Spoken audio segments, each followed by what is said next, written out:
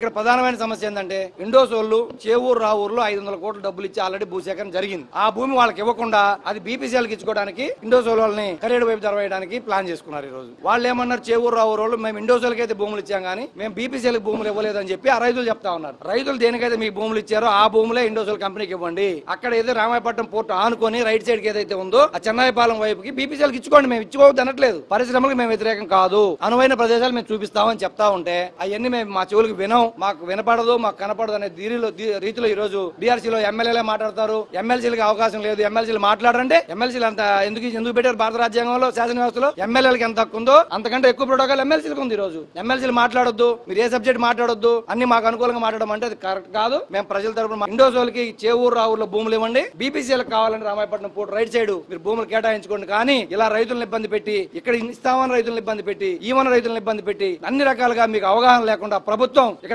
డిపార్ట్మెంట్లకి ప్రభుత్వానికి రైతులకి మధ్యలో అవగాహన లేదు. రైతులు ఏదైతే కోరుకుంటున్నారో భూములు ఇస్తాం పరిశ్రమల కంటే మాకు అయ్యొద్దు, మేము వేరే కంపెనీలకు ఇస్తాం, మేము వద్దనే మేము తీసుకుంటాం అనే పరిస్థితుల్లో ఈ రోజు ప్రభుత్వం ఉంది. ఇది చాలా దుర్మార్గం.